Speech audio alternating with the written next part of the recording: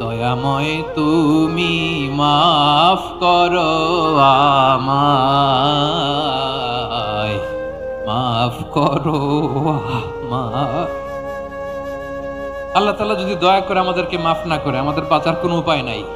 আপনি কি ভেবেছেন আপনার নামাজ দিয়ে আপনি জান্নাতে যাবেন?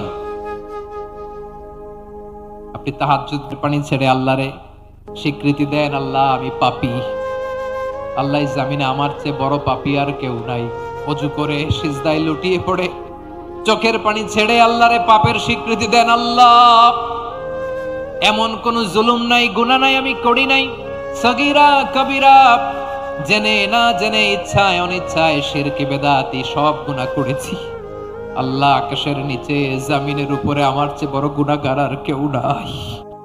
हेलो कोटक 811 यूजर्स, क्या आपका भी सपना है एक आईफोन 16 यूज करने का? अब आप ये सपना पूरा कर सकते हो।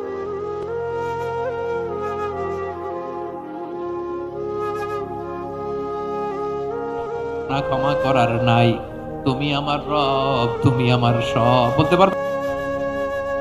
চোখের পানি ছেড়ে আল্লাহরে বলেন, আল্লাহ আমি ছাড়া তোমার গোলামের অভাব নাই, তুমি ছাড়া আমার দ্বিতীয় কোনো রব নাই, তুমি ছাড়া তো কেউ আমার গুনাহ ক্ষমা করার নাই, তুমি আমার রব, তুমি আমার সব। বলতে পারবেন? এই তাকরীর আমার পটুয়াখালীর ভাইরা, এই স্বীকৃতিটা দেখতে আল্লাহ বড্ড ভালোবাসেন, কারণ আমরা সবাই গুনাহগার। আমরা সবাই কি? বিশ্বনবী বলেন কুল্লুকুম খাত্তাউন, আ বনি আদম তোমরা সবাই পাপী। সবাই কি? সবাই পাপী।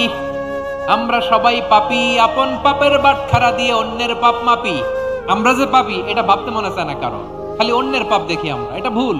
ওর এই পাপ, ও পাপী, ও জালেম, ও জাহান্নামী, এরকম একটা টেন্ডেন্সি। আমার যে কি হালাত এটার খেয়াল নাই।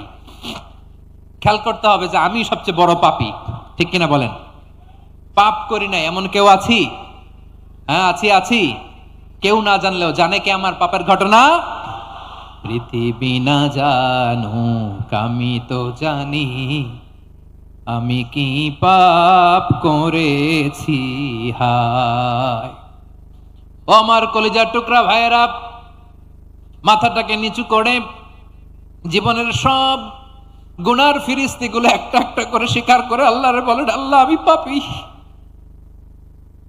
আল্লাহ আমার চেয়ে বড় পাপী এই দুনিয়াতে কেউ নাই, আকাশের নিচে জমিনের উপরে আমার চেয়ে বড় পাপী কেউ নাই।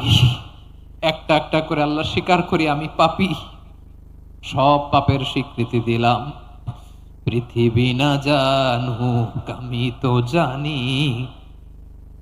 আমি কি পাপ করেছি। হায় আমার পাপের করলে বিচার, বাঁচার আমার নাই উপায়। দয়াময় তুমি মাফ করো আমায়, মাফ করো আমায়। আল্লাহ তাআলা যদি দয়া করে আমাদেরকে মাফ না করে, আমাদের বাঁচার কোনো উপায় নাই। আপনি কি ভেবেছেন আপনার নামাজ দিয়ে আপনি জান্নাতে যাবেন?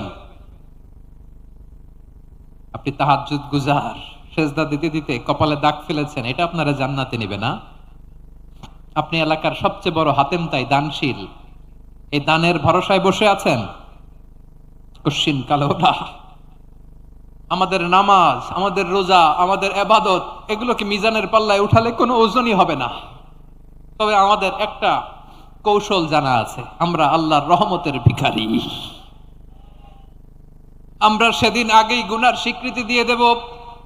আমরা বলবো, আল্লাহ তুমি প্রশ্ন করার আগে তোমার একটা কথা বলি, আমারে কিছু জিজ্ঞেস করো না, আমি সব করেছি।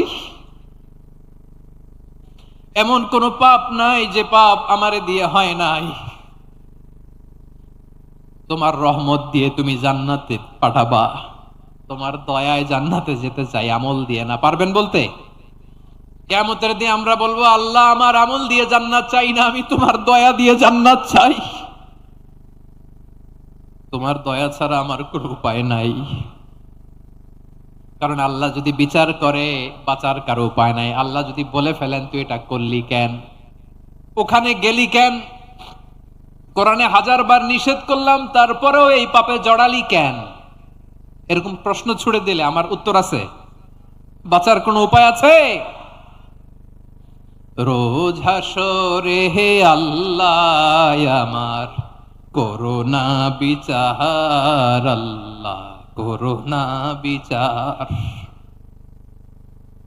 বিচার চাহিনা তব দয়া চাই, এ গুনাহগার, আল্লাহ করোনা বিচার। আপনার আমল দিয়ে জান্নাতে যাবেন? কি দিয়ে যাবেন? আল্লাহর দয়া দিয়ে। আল্লাহর রহম আর দয়া ছাড়া কেউ জান্নাতের চেহারাও দেখতে পাবে না। আমার প্রিয় ভাইয়েরা, এই দোয়া আল্লাহর কাছে পছন্দনীয় হওয়ার কারণ তিনটা। দোয়ার প্রথম অংশে আছে তাওহীদ, আল্লাহর একত্ববাদের ঘোষণা। এই দোয়ার দ্বিতীয় অংশ আছে তাসবিহ, আল্লাহর প্রশংসা সূচক বাণী। এই দোয়ার ৩ নাম্বার অংশ পাপের স্বীকৃতি। তাহলে আমরা সবাই গুনাহগার। আমরা আল্লাহর কাছে পাপের স্বীকৃতি দিয়ে বলবো, ও আল্লাহ, ইন্নী কুনতু মিনাজ জালিমিন, আমরা জুলুম করেছি, পাপ করেছি, অন্যায় করেছি, আল্লাহ বুঝতে পারি নাই। শয়তানের ওয়াসওয়াসায় পড়ে, বন্ধুর পাল্লায় পড়ে, নফসের খায়েশ মিটাতে যে আল্লাহ করে ফেলেছি। তুমি গুনাহ না মাফ না করলে আমাদের গুনাহ মাফ করার দ্বিতীয় কেউ নাই। ঠিক কিনা বলেন? এভাবে অনুতপ্ত হয়ে যদি আল্লাহর কাছে দোয়া করেন, দেয়ালে পিঠ থেকে গেছে, কোন রাস্তা নাই বের হওয়ার, ওই মুহূর্তেও আপনাকে বিপদ থেকে উদ্ধার করবে কে? বিশ্বনবী চরম বিপদে পড়লে দুটা দোয়া পড়তেন। প্রথম হলো এটা, লা ইলাহা ইল্লা আনতা সুবহানাকা ইন্নী কুনতু মিনাল জালিমিন। এই দোয়াটা আমরা বেশি বেশি পড়বো প্রিয় ভাইয়েরা। রাজি আছেন? সবাই আওয়াজ করে পড়ুন ইনশাআল্লাহ। আমার প্রিয় ভাইয়েরা, বিপদে পড়লে বিশ্বনবী আরো একটা দোয়া পড়তেন, লা ইলাহা ইল্লাল্লাহুল আযীমুল হালিম, লা ইলাহা ইল্লাল্লাহু রাব্বুল আরশিল আযীম, লা ইলাহা ইল্লাল্লাহু রাব্বুস সামাওয়াতি ওয়াল আরদি ওয়া রাব্বুল আরশিল কারীম। এই যে বললাম, রেকর্ড হয়ে গেছে। এখন তো আর ইনস্ট্যান্ট মুখস্থ না হলো, পরে মুখস্থ করে নেবেন। আল্লাহ ছাড়া কোনো উপাস্য নাই, তিনি সুমহান, মহাসহিষ্ণু। আল্লাহ ছাড়া কোনো উপাস্য নাই, তিনি সুমহান, আরশের অধিপতি। আল্লাহ ছাড়া কোনো উপাস্য নাই, তিনি আকাশের মালিক, জমিনের মালিক, তিনি সুবিশাল আরশের অধিপতি। সুবহানাল্লাহ পড়েন। এই দোয়াটা কেউ যদি পড়ে যদি এর ওসিলা করে দোয়া করে, তাকে বিপদ থেকে মুক্তি দেয় কে? মনে থাকবে আপনাদের? তাহলে বিপদের প্রথম ধাক্কায় কি যেন পড়তে হয়? ইন্না লিল্লাহ।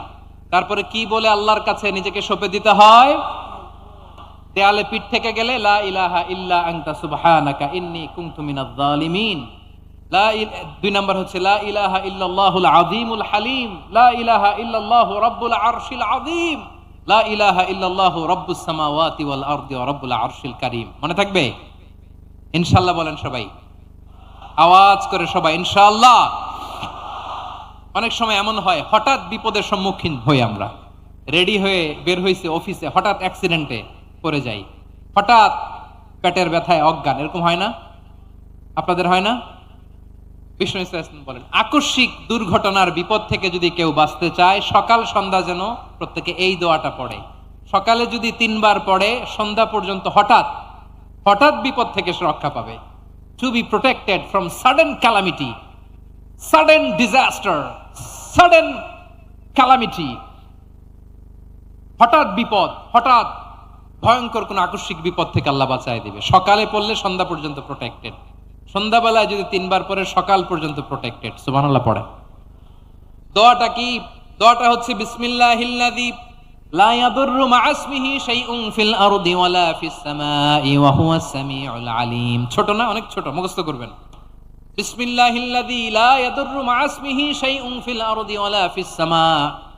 ওই আল্লাহর নাম নিচ্ছি, যে আল্লাহর নামের বরকতে আকাশ জমিনের কোনো কিছু কারো কোনো ক্ষতি সাধন করতে পারে না। তিনি সর্বশ্রোতা, সর্বজ্ঞ। সুবহানাল্লাহ পড়েন।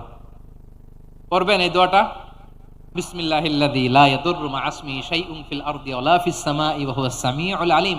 ফজরের পরে 3 বার, মাগরিবের পরে 3 বার যদি কেউ পড়ে, প্রোটেক্টেড। যে কোনো হঠাৎ বিপদ থেকে প্রোটেক্টেড। প্রোটেক্ট করেন কে? ওই আল্লাহর নাম নিচ্ছি, যে আল্লাহর নামের ওসিলায় আকাশ জমিনের কোনো কিছু কোনো ক্ষতি করতে পারে না। সুবহানাল্লাহ পড়েন। আচ্ছা, এবার আমাদের জীবনে দুশ্চিন্তা আছে না নাই বলেন? Tension, hyper tension, anxiety, depression, চিন্তা টেনশন নাই এরকম কে কে আছে দেখি, হাত তোলেন। ওই যে হাত তুলছে এক আল্লাহর ওলি, ওই যে টেনশন নাই তোমার, মাশাআল্লাহ। ও না বুঝে তুলছে, জোকের চোটে, জোশের ঠেলায় ধাক্কায় তুলে ফেলছে। সবার জীবনে টেনশন আছে না নাই?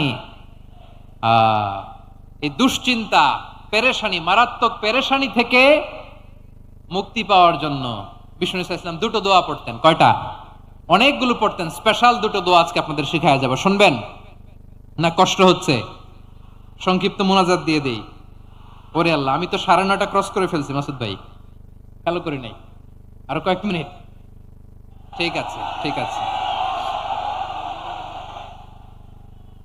পেরেশানিতে পড়লে, টেনশনে পড়লে এই দোয়াটা, প্রিয় ভাইরা, বিষ্ণু ইসলাম যখন খুব বিপদে পড়তেন, দুশ্চিন্তা ওনাকে ঘিরে ধরতো, উনি পড়তেন ইয়া হাইয়ু ইয়া কাইয়ুম বিরহমাতিকা আস্তাগীথ, ইয়া হাইয়ু ইয়া কাইয়ুম বিরহমাতিকা আস্তাগীথ, ইয়া হাইয়ু ইয়া কাইয়ুম, হে শাশ্বত অবিনশ্বর, হে চিরঞ্জীব, বিরহমাতিকা আস্তাগীথ, তোমার রহমতের উসিলায় তোমার কাছে ফরিয়াদ করি, এটা পড়তেন।